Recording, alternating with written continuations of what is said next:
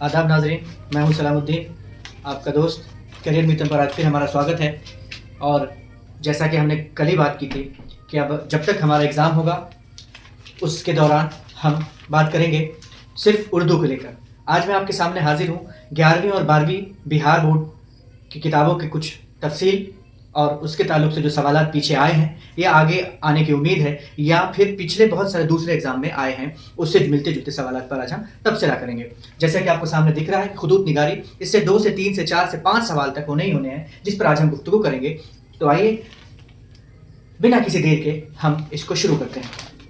शुरू करने से पहले आप सभी से एक गुजारिश है कि हमारी थोड़ी सी मदद हो जाएगी अगर आप हमारे चैनल को सब्सक्राइब करेंगे और हमारी वीडियोस को लाइक करके एक दूसरे तक पहुंचाने की कोशिश करेंगे। जो ज़रूरतमंद है उन तक ये वीडियो ज़रूर पहुंचाएं। एक बार फिर आपका स्वागत है हमारे इस यूट्यूब चैनल करियर मिशन पर। बीपीएससी टीआरई 2.2 उर्दू के लिए 11वीं और 12वीं के लिए खास आज हम ये वीडियो लेकर आए हैं। खुदूत निगारी के ताल्लुक से अगर हम बात करें तो खुदूत का मतलब ये होता है कि आधी मुलाकात। हम सभी वाकिफ होंगे कि इसका मतलब है आधी मुलाकात, यानी कि एक लिखने वाला है वो अपने तासुरात लिखता है, सामने तो किसी के मौजूद नहीं है लेकिन दूसरे इंसान को वो अपनी बात पहुंचा देता है, तो इसीलिए इसे कई बार आधी मुलाकात कहा गया है। उसके बाद खुदूत के ताल्लुक से ये भी कहा जाता है कि ये मालूमात पहुंचाने का एक जरिया भी है।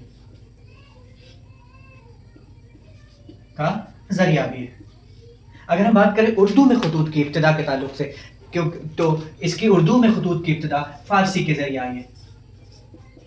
इस पर मैं अभी आपको नोट्स मुहैया कर दूंगा, इसकी पीडीएफ भी इंशाल्लाह आपको मिल जाएगी। और अभी जो है चाहे तो साथ में आप नोट्स बनाते रहें।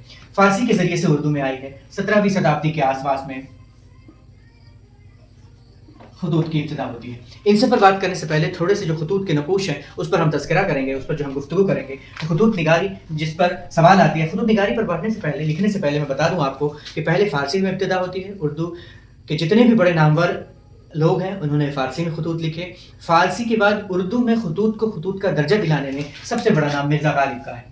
मिर्ज़ा गालिब से हम सभी वाकिफ़ हैं, इनकी शायरी, इनके कसीदे, इनके मरसिए वो सभी वाकिफ़ हैं और इनके खुतूत से भी हम वाकिफ़ हैं। इन्होंने ही उर्दू खुतूत को उर्दू ख़त की शक्ल दी, एक अदब की शक्ल दी जो हमारे दरमियान आज मौजूद है। और उनके बाद वाले लिखने में तो बहुत सारों ने लिखा लेकिन शायद इनके जो लिखने का अंदाज़ था वहाँ तक नहीं पहुँच सके। इनका बहुत मशहूर मक़ूला है और इन्होंने अपने ख़त में लिखा कि मैंने मुरासले को मुकालमा बना दिया, जो एक बहुत जल्दी लिखे, इसको डायलॉग्स बना दिया। ऐसा लगा कि मैं सामने किसी इंसान के बैठ के बात कर रहा हूँ। अच्छा, ख़ास तौर से गालिब ने जो खुतूत लिखे वो 1846 से लिखना शुरू कर दिया था इन्होंने उर्दू में खुतूत, लेकिन असल जो इनके खुतूत आते हैं वो 1857 की गदर के ज़माने में, जब ये नज़रबंद हैं और कहीं सफ़र नहीं कर सकते, दिल्ली उजड़ने के कगार पे आ गई, तो उस वक्त में ये ख़ुद लिखते हैं और पूरे एक इनकी जो ख़त हैं उस ज़माने के एक दस्तावेज़ की हैसियत रखते हैं। तो गुफ्तगू को हम आगे बढ़ाते हैं। ख़त के बारे में अगर हम बात करें तो अभी हम इसकी तारीफ़ और इसके इब्तिदा के बारे में बात करेंगे। तो आइए लिखना शुरू करते हैं कि ख़त की तारीफ़ अगर हम करें तो क्या होगी। ख़त की तारीफ़ ये होगी कि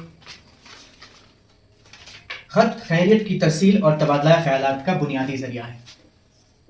ख़त खैरियत की तरसील, खैरियत की तरसील और तबादला ख्याल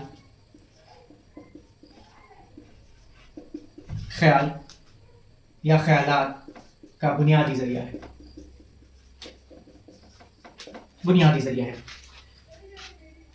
ख़त एक शख्स दूसरे गैर हाजिर शख्स को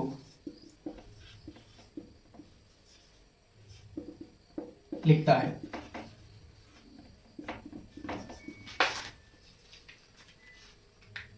ख़त ज़ाती भी हो सकते हैं और गैर ज़ाती भी हो सकते हैं। अहद जदीद में, मौजूदा वक्त में, ख़ास तौर से 17वीं शताब्दी के आसपास में खुतूत जो है मगरबी तालीम के फ़रोग़ में खुतूत नवीसी का फ़रोग़ होता है, यानी कि मगरबी तालीम के फ़रोग़ के साथ साथ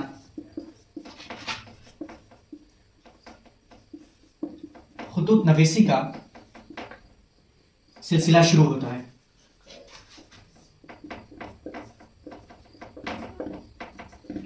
उसके बाद अगर हम आगे जिक्र करें तो अगर खुतूत की बाज़ाब्ते इब्तिदा की अगर बात करें तो 16वीं सदी के आगाज़ में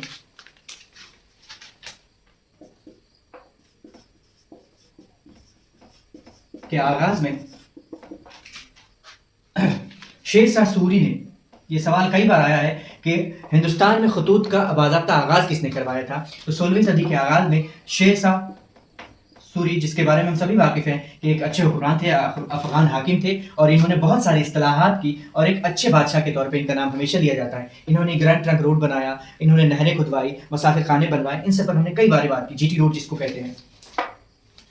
تو شیر شاہ 16ویں صدی کے آغاز میں شیر شاہ سوری نے محکمہ ڈاک کی ابتدا کی، خاص طور سے بہار کے تعلق سے یہ اور امپورٹنٹ ہے کہ ان کا شیر شاہ سوری کا تعلق بہار سے ہی ہے، تو یہ کہہ سکتے ہیں کہ بہار کے لوگوں نے پوری دنیا کو یا پورے ہندوستان کو کم سے کم خطوط کے جو باضابطہ خطوط محکمہ ڈاک ہے اس کی ابتدا انہوں نے ابتدا کی، اور اسے بہت ہی کامیابی کے ساتھ چلایا، اور پورا ایک جال تھا، انہوں نے ہر کارے اور سوال کا ایک جال تھا، اس پر انہوں نے کام کیا۔ مغل حکومت کے زمانے میں فارسی میں مکتوب نویسی کا رواج تھا، ہم سب جانتے ہیں کہ مغلوں کی جو زبان تھی وہ فارسی تھی، اس لیے انہوں نے خطوط نویسی کو بھی فارسی زبان میں فروغ دیا، لیکن اردو میں اہم شعراء و ادبا نے خطوط لکھنے کی جانب اپنے آپ کو راغب کیا اور لکھا، کیونکہ اس وقت ضرورت تھی، ایک جگہ سے دوسری جگہ جو کمیونیکیشن کا خط بہت بڑا ذریعہ تھا، تو جتنے بھی شعراء و ادبا تھے اور انہوں نے خط لکھنا شروع کیا۔ شروع میں فارسی میں خط لکھتے تھے، لیکن بعد میں انہوں نے اردو میں خطوط لکھنا شروع کیے۔ آئیے ہم اسی کی طرف بڑھتے ہیں، تو ہم دیکھیں گے کہ اردو میں اہم شعراء و ادبا اس کی طرف راغب ہوتے ہیں اور خط لکھنا شروع کرتے ہیں۔ اگر ہم تاریخ معلوم کریں، جیسا کہ میں نے پہلے بتایا تھا، کریں تو غالب نے 1846 عیسوی میں اردو میں خطوط لکھنا شروع کر دیا۔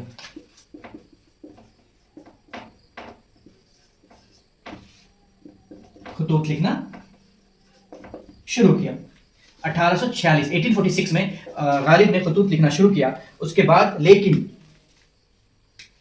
باضابطہ سے انہوں نے خطوط جو ہے پوری غدر کے زمانے میں لکھے، یعنی کہ 1857 کے دوران انہوں نے سب سے زیادہ خطوط لکھے، انہوں نے ایسا مطلب غالب نے سب سے زیادہ خطوط لکھے، ان کی تعداد لگ بھگ 900 کے قریب بتائی جاتی ہے، کم و بیش ہو سکتے ہیں لیکن تعداد جو ہے ان کی 900 کے آس پاس ہے، ان کے خطوں کی تعداد۔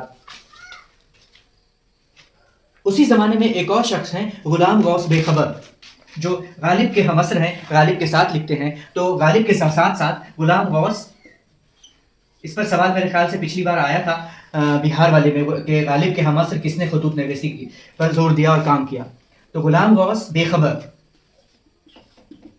نے غالب کے زمانے میں ہی خط لکھنا شروع کیا۔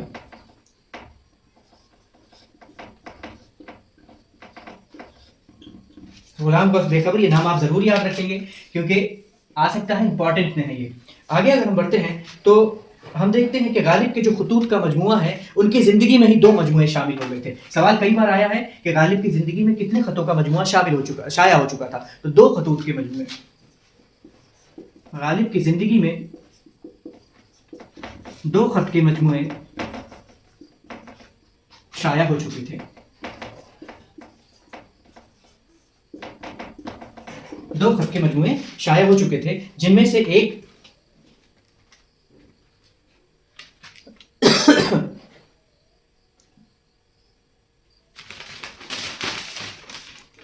ابھی ہم اس پر آگے ذکر کریں گے کہ کون سا خط انہوں نے سب سے پہلے لکھا، کون سا خط انہوں نے بعد میں لکھا۔ جب ایگزام کے سوال کے پیٹرن پر ہم آئیں گے کہ جو سوال میں کون سے سوال مختلف امتحانات میں آئے ہیں وہ ابھی ہم ڈسکس کریں گے، تو یہ سوال ہے کہ غالب کی زندگی میں 2 خطوط کے مجموعے شائع ہو چکے تھے۔ آگے اگر بڑھتے ہیں، غالب کے بعد بہت سارے لکھنے والوں نے لکھا تھا، جن میں سر سید، مولانا ابوالکلام آزاد، اقبال، مہدی افادی، عبد الماجد دریابادی، پریم چند، فیض احمد وغیرہ ہیں۔ صفیہ اختر نے بھی کئی سارے خطوط لکھے ہیں۔ خطوط کو عادی ملاقات کہا جاتا ہے، جیسا کہ میں اوپر ذکر کر چکا ہوں۔ غالب کے خطوط اردو ادب کی تاریخ کا سب سے قیمتی سرمایہ ہے۔ غالب نے مراسلے کو مکالمہ بنا دیا۔ ایک سوال آیا تھا کہ غالب نے اپنے کس خط میں یہ یا کس کو ہی لکھا ہے کہ میں نے مراسلے کو مکالمہ بنا دیا، یہ آپ دماغ میں رکھیں گے، اب یہ جب آگے جائیں گے سوال و جواب پر تو اس پہ ڈسکس کریں گے۔ ایک بار یہ سوال آیا تھا کہ کس کے خطوط 1857 کے دلی کے حالات کو بیان کرتے ہیں، تو غالب کے خطوط پورے 1857 کے حالات کو بیان کرتے ہیں۔ थोड़ा सा हम गालिब के बारे में खतूत जब उनके पढ़ ही रहे हैं तो उनके बारे में थोड़ी सी जानकारी जमा कर लें। जैसा कि आप देखेंगे कहकशा 11वीं क्लास में, तो उनके बारे में लिखा दिया गया है खतूत, और खतूत के बारे में सबसे पहले गालिब का ही जिक्र किया गया है। तो मैं बहुत ज़्यादा अभी डीपली गालिब पे नहीं जाऊँगा, जब हम आगे लेकर जाएंगे अगले वीडियोज़ में आएंगे तो गालिब के खतूत पर हम बात करेंगे। अभी जो हम बात कर रहे हैं थोड़ा सा पूरी गालिब पर बात करेंगे उस वक्त, अभी हम बात करेंगे गालिब के खतूत के ताल्लुक से। जैसे कि आप सभी जानते हैं कि उनका नाम असदुल्ला बेग खान था। उनकी पैदाइश 27 दिसंबर 1797 ईस्वी को हुई थी, अपने नानिहाल आगरा में हुई थी। मैं थोड़ा लिख दूँ चाहे तो, फिर दोबारा जब हम गुफ्तगू करेंगे तो यहाँ पर आ जाएंगे। पूरा नाम असदुल्ला बेग खान था। पैदाइश 27 दिसंबर 1797 ईस्वी में अपने नानिहाल में। ये ज़रूर कई बार सवाल आता है कि गालिब की पैदाइश कहाँ हुई थी, दादियाल में, नानियाल में, चाचा के, क्योंकि उनके चाचा ने भी उनकी परवरिश की है अपने नानियाल में। अब उनका नानियाल कहाँ था ये भी सवाल, आगरा। तो 1797 ईस्वी 27 दिसंबर को अपने नानियाल आगरा में उनकी पैदाइश हुई थी। उनके वालिद का नाम मिर्ज़ा अब्दुल्ला बैग और वालदा इज़्ज़तुन्निसा बेगम।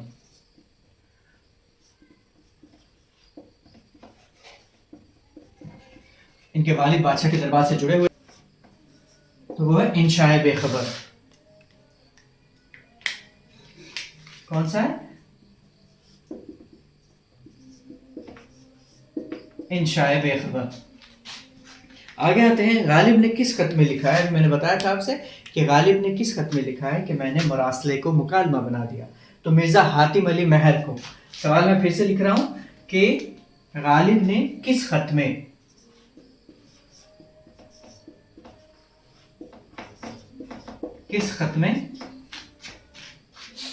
लिखा है कि मैंने मरासले को मुकालमा बना दिया,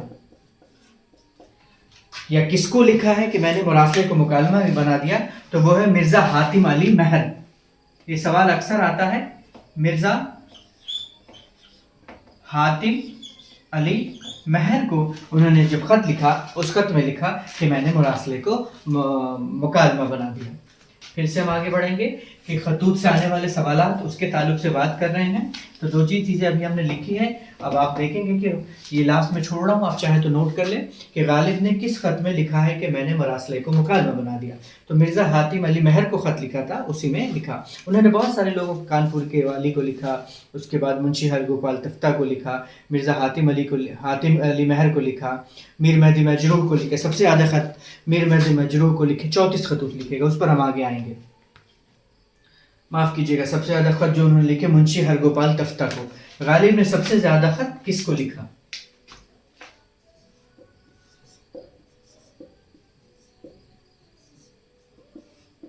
सबसे ज़्यादा ख़त किसको लिखा? तो इसका जवाब है मिर्ज़ा मुंशी हरगोपाल तफ्ता। मेरा मार्कर आज मेरे साथ नहीं दे रहा है, चलिए कोई बात नहीं है, आप लोग बस साथ दे दें, ये काफ़ी है मेरे लिए। मुंशी हरगोपाल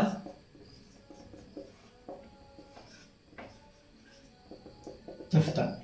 आगे बढ़ते हैं कि गालिब ने मीर मेहदी मजरूह के नाम कितने ख़त लिखे? गालिब ने मीर मेहदी मजरूह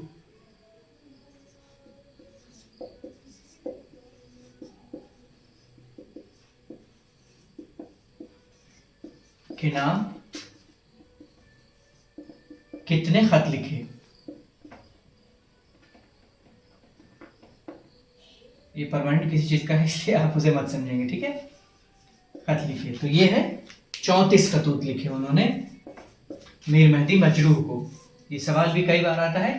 और अक्सर गालिब ने सबसे ज्यादा खत किसको लिखा? तो वो लिखा मुंशी हरगोपाल तफ्ता को।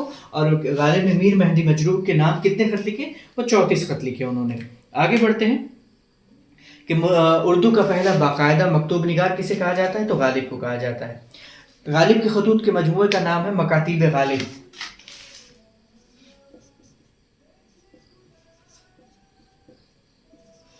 मकातिब गालिब को किसने मुरत्तब किया?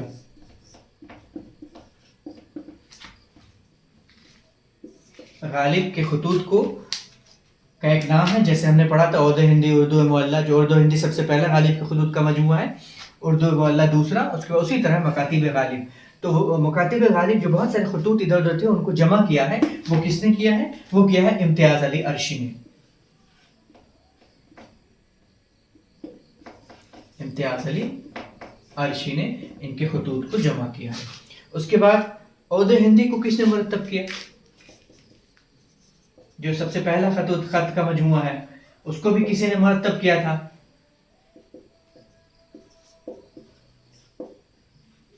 ये सवाल कई बार आया है, तो आप इस पर जरूर ध्यान देंगे। उर्दू हिंदी को किसने मुरत्तब किया? जो खतूत का मजमुआ जिस पर हम बात कर चुके हैं वो है मुंशी मुमताज अली। मुमताज अली ने इनके खतूत को मुरत्तब किया था। आगे हम बढ़ते हैं।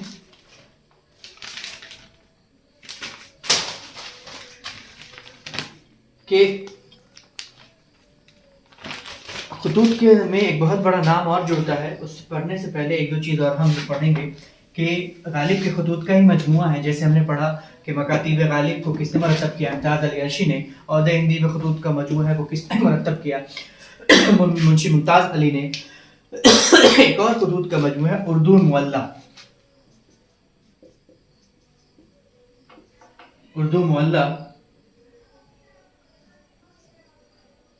को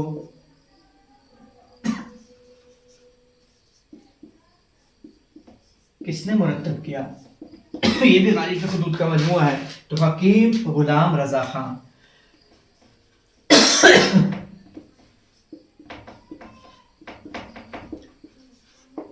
हकीम गुलाम रजा खान ने इनको इसको मुरत्तब किया था। आगे बढ़ते हैं कि खतूत में अगर हम आते हैं तो अब एक जनरल जो सवालात आए हैं इसको आप लिख लेंगे कि गालिब ने सबसे ज़्यादा खत किसके नाम लिखा? तो मुंशी हरगोपाल तफ्ता के नाम लिखा। गालिब ने मीर मेहदी मजरूह के नाम कितने खत लिखे? 34 लिखे। मकातिब गालिब को किसने मुरत्तब किया? इम्तियाज अली अरशी ने। उस उर्दू हिंदी को किसने मुरत्तब किया? मुंशी मुमताज अली ने। उर्दू मुअल्ला को किसने मुरत्तब किया? तो हकीम गुलाम रजा खान।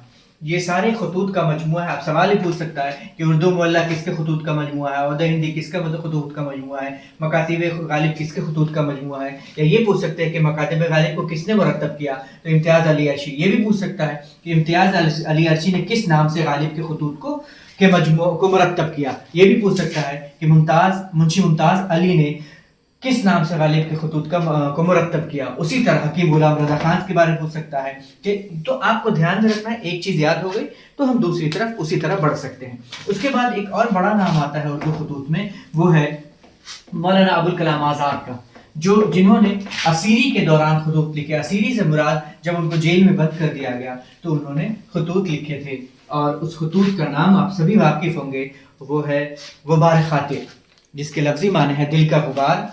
शायद मैं भूल रहा हूँ थोड़ा सा, लेकिन उनके खतूत का मजमुआ है गुबार खातिर। तो गुबार खातिर किसके खतूत का मजमुआ है? अभी हम सवाल डिस्कस कर रहे हैं।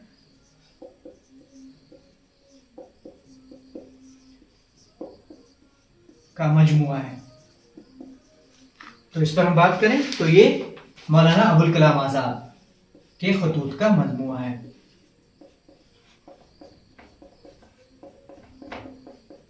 मौलाना अबुल कलाम आजाद के खतूत का मजमुआ है। उसी तरह आते हैं कि गुबार खातिर को आज़ाद ने किसके नाम लिखा। जैसे हमने देखा ना कि मिर्ज़ा गालिब ने बहुत सारे लोगों के नाम खतूत लिखे। मुंशी हरगोपाल तफ्ता के नाम लिखा, उसके बाद उन्होंने मिर्ज़ा हातिम अली के नाम लिखा, मीर मेहदी मजरूह के नाम लिखा। तो इन्होंने जो गुबार खातिर खतूत लिखा वो किसके नाम लिखा? तो ये देखेंगे, उन्होंने जो ये खत नाम लिखा वो लिखा है हबीबुर रहमान खान शेरबानी। हबीबुर रहमान खान शेरवानी के नाम ये खतूत लिखे। उसके बाद ये कहाँ लिखा है? जेल में। कौन सी जेल में? अहमदनगर गुजरात। अहमदनगर जेल में। جو کہ گجرات میں واقع ہے. سوال آ سکتا ہے کہ غبار خاطر کو کس نے لکھا؟ تو مولانا ابوالکلام آزاد نے لکھا. غبار خاطر کو کس کو مخاطب کیا گیا ہے؟ تو حبیب الرحمان خان شیروانی کو. غبار خاطر کہاں لکھا گئی؟ تو جیل میں. اور کون سی جیل میں؟ تو احمد نگر جیل میں. اور احمد نگر جیل کہاں ہے؟ گجرات میں ہے. آگے آتے ہیں کہ غبار خاطر کا جو پہلا ایڈیشن تھا اس کا دیباچہ کس نے لکھا؟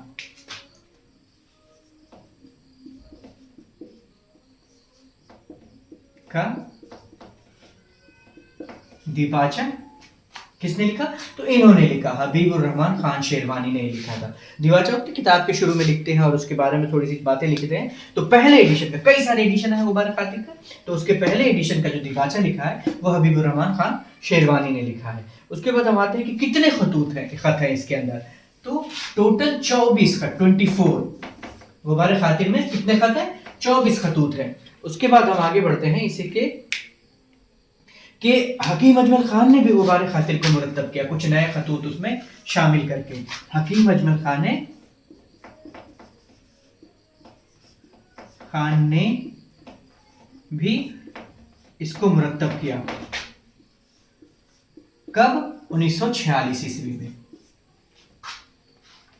غبار خاطر کے تعلق سے ایک اور امپورٹنٹ سوال ہے کہ سیلز آف مائنڈ، اس کا ترجمہ، ٹرانسلیشن، غبار خاطر کا جو ٹرانسلیشن کس نام سے کیا گیا؟ Cells of mind. اور اس کو کس نے کیا تھا اس پر بھی ہم بات کریں گے. کیا ہے سیلز آف مائنڈ؟ اور اس کو کس نے کیا تھا سیلز آف مائنڈ کو ترجمہ؟ وہ کیا تھا ڈی آر گوئل نے. ڈی آر گوئل نے کیا تھا. یہ بھی کئی بار سوال آیا ہے کہ غبار خاطر کا انگریزی میں ترجمہ کس نے کیا ہے، کس نام سے کیا ہے؟ Cells of mind. کس نے کیا؟ ڈی آر گوئل نے.